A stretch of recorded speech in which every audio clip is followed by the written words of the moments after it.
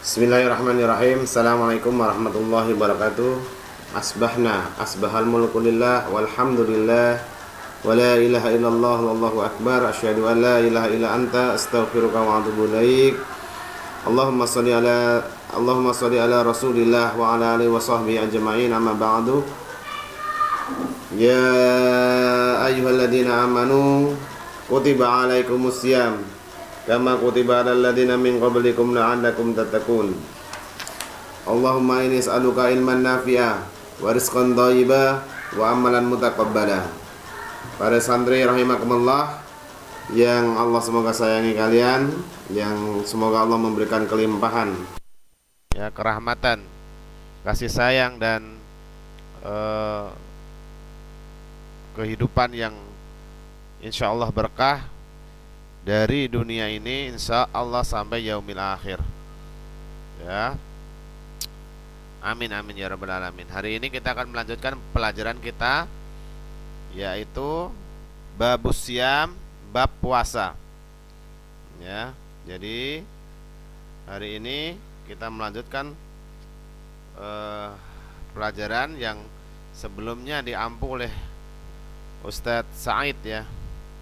Ustadz Said yang beliau ada keperluan, sehingga untuk semester 2 ini Ustadz Aris yang akan mengampu kalian ya untuk pelajaran fikih. Ya, kalian bisa catat atau kalian bisa dengarkan, kemudian yang penting-penting kalian bisa catat di dalam buku kalian, sehingga ketika nanti ada ulangan ringan atau tugas, kalian bisa menyelesaikannya dengan baik ya. Baik, kita mulai babus syiyam. Yang pertama, definisi puasa ya. Ustadz tidak tampilkan slide, kalian bisa dengarkan Ustadz Aris dan tulis apa yang menjadi yang perlu kalian tulis ya, atau yang penting-penting kalian tulis ya. Kalau nanti kalian terlambat dalam menulis, nanti videonya bisa kalian share kembali atau lihat kembali, dan kalian ulang kembali untuk bisa menuliskan sesuai dengan kitabnya ya. Babus syiyam ya, bab puasa. Puasa kalau menurut lughawi artinya imsak. Puasa secara lughawi artinya imsak, yang dalam bahasa Indonesia dikatakan sebagai menahan diri. Puasa itu secara bahasa itu dinamakan imsak, dan dalam bahasa Indonesia dinamakan menahan diri. Jadi kalau kalian tuh di kampung-kampung tuh dengar imsak, al-imsak artinya bukan selesai sahurnya, tetapi tahan ya, tahan diri. Sebentar lagi mau masuk subuh gitu. Tapi masih boleh makan nggak? Boleh ya. Karena itu sebagai tanda bahwa sebentar lagi mau masuk waktu subuh. Sedangkan batas puasa adalah waktu terbit fajar shodiq, yaitu waktu masuk sholat subuh. Jadi kalau ada kata-kata imsak berarti tahan, hati-hati ya, berhati-hati kita untuk tidak memasukkan makanan kembali ya. Yang masih ada di piring segera dihabiskan ya. Tapi kalau banyak ya mungkin ya, kalau kalian bisa cepet ya, itu waktunya mungkin sekitar 5-10 menit sebelum menjelang subuh ya. Jadi segera diselesaikan ya.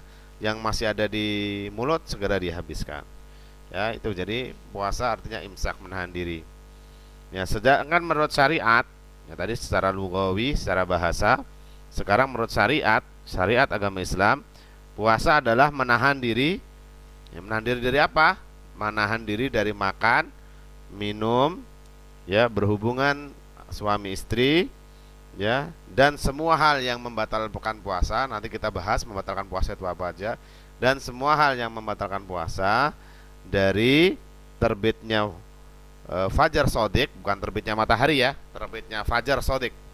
Fajar shodiq itu artinya terbitnya dapat dibedakan antara merah dan putih di ufuk timur ya, itu menandainya waktu subuh ya, hingga terbenamnya matahari ya, dengan niat ibadah kepada Allah, ikhlas karena Allah Ta'ala ya. Jadi Ustadz ulangi, untuk puasa adalah ya menahan diri dari makan, minum, ya berhubungan suami istri atau hal-hal yang membatalkan puasa dari terbitnya matahari, dari terbitnya fajar atau dari terbitnya atau mulainya fajar sodik hingga matahari terbenam, ya, karena niat karena Allah lillahi ta'ala, ya, ikhlas karena Allah ta'ala.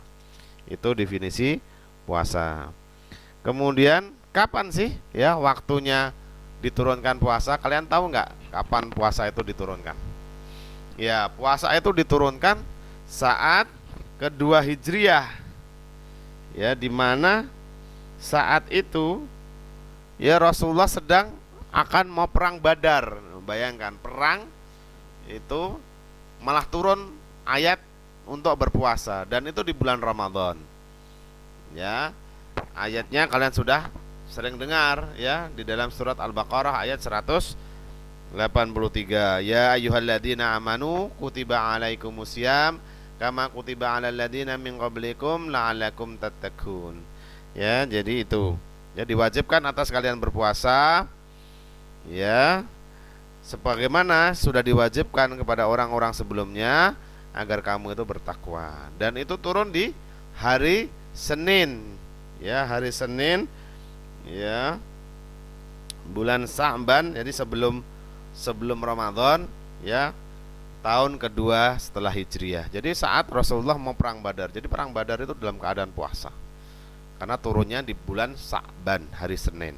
Ya, tuh, ya, harus ingat-ingat ya. Jadi puasa diturunkan Allah, ayat ini tentang kewajiban berpuasa itu pada hari Senin di bulan Sa'ban sebelum Ramadan dan sebelum perang Badar, ya, yang tahun kedua Hijriah.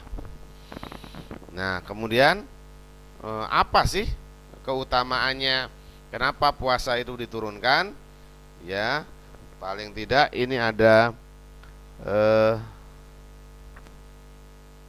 4 hal, ya, 4 hal kenapa puasa diturunkan dan keutamaan puasa itu apa?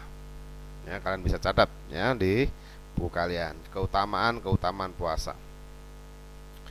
Yang pertama adalah puasa itu adalah perisai dari neraka, sebagaimana perisai seorang yang berperang di antara kalian untuk melindungi diri kalian. Ya, jadi puasa keutamanya yang pertama adalah sebagai perisai dari api neraka.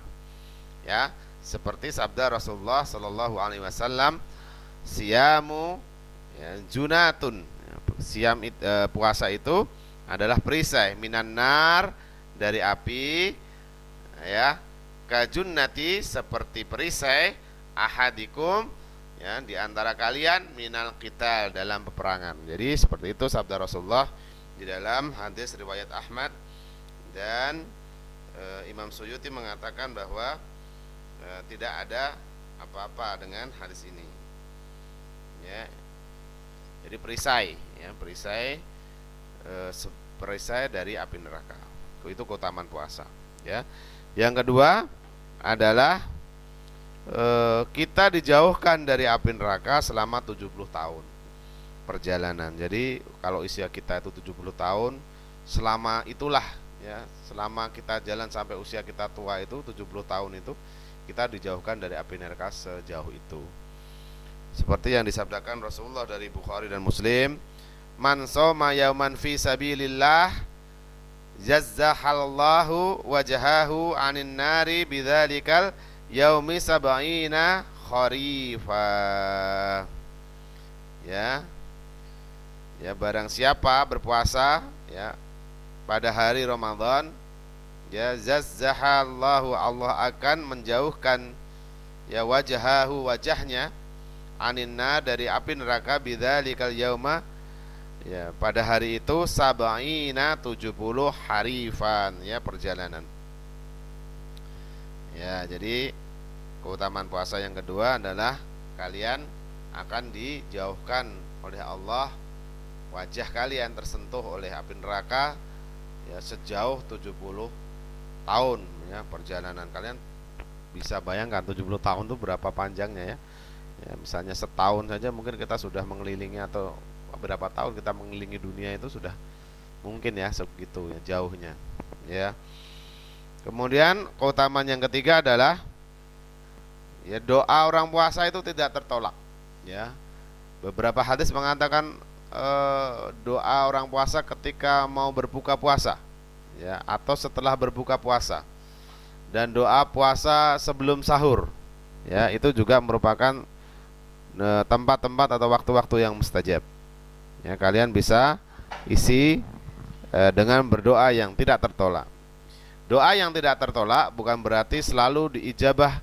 Maksudnya bukan selalu diijabah, tidak selalu waktunya itu saat itu juga. Jadi ada 3 skenario yang bisa dilakukan atau dijadikan oleh Allah Subhanahu wa taala sebagai mengijabah setiap doa orang puasa. Yang pertama adalah langsung ya, apa yang kalian minta akan langsung diijabah di dunia ini, dikabulkan di dunia ini. Contoh misalnya ketika kalian berdoa setelah puasa, ya Allah, hambamu telah berpuasa seharian penuh, ya berikanlah hamba kepintaran memahami ilmu tentang agama ya. Mungkin langsung dibayar cash di dunia atau langsung diijabah, dikabulkan oleh Allah di dunia dengan membuat kalian cerdas ya, mudah menghafal ya pelajaran-pelajaran agama ya. Atau skenario yang kedua adalah doa itu dikabulkan dengan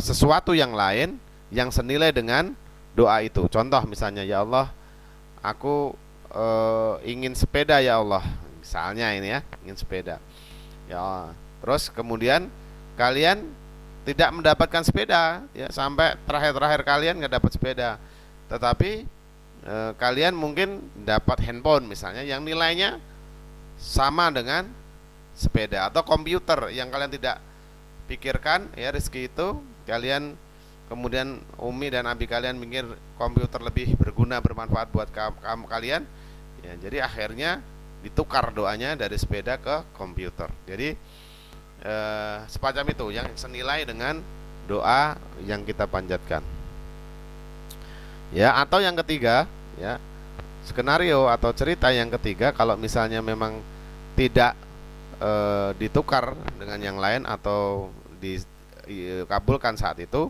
maka Allah akan simpan ya doa itu, dan itu akan menjadi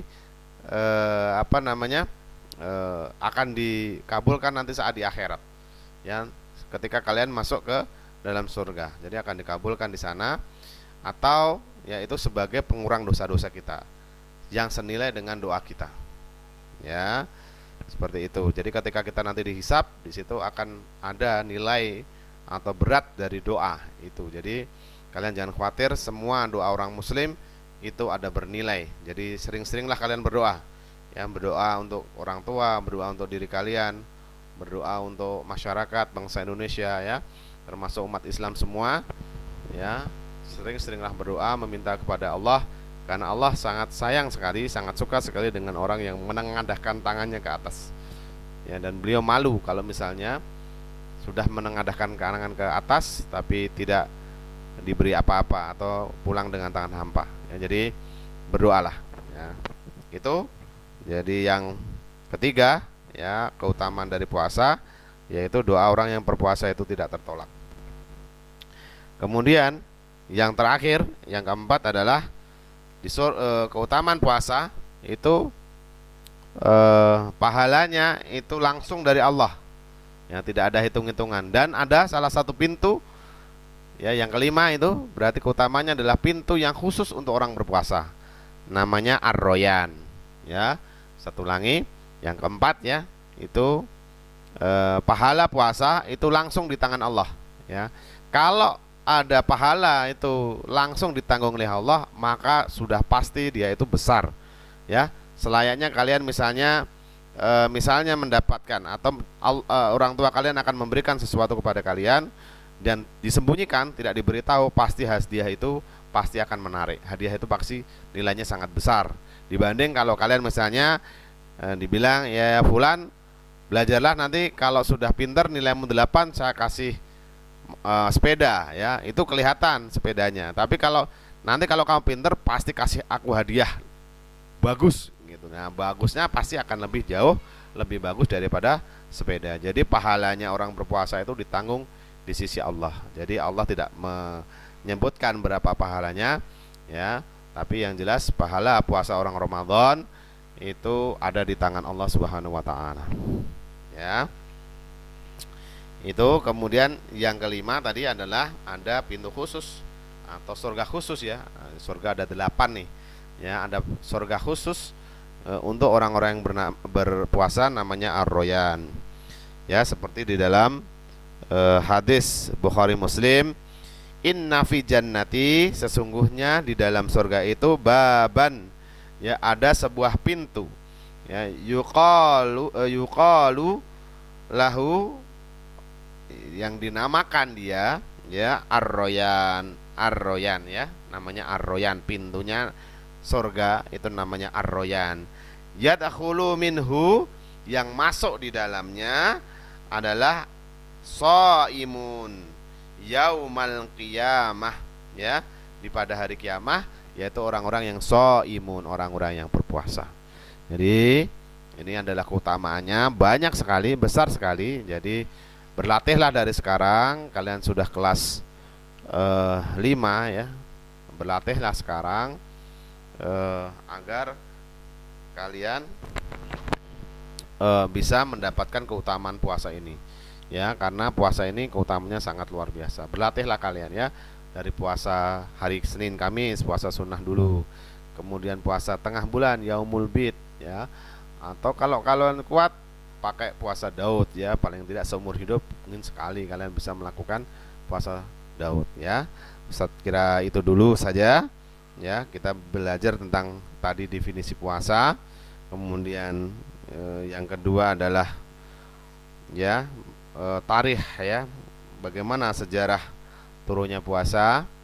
Yang ketiga adalah tadi keutamaan puasa, ya. Semoga kalian bisa mengulang-ulang ini lagi, ditanamkan dalam hati, ya, terutama kalian yang mau berpuasa, bersemangat, ya, dalam ibadah apapun, lihatlah keutamaan-keutamanya.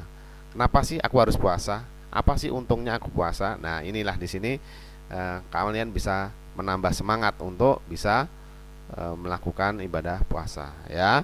Ustaz kira itu, mari kita sama-sama tutup majelis ini dengan doa kafaratul majelis. Subhanakallahumma wa bihamdika asyhadu alla ilaha illa anta astaghfiruka wa atubu ilaik. Assalamualaikum warahmatullahi wabarakatuh.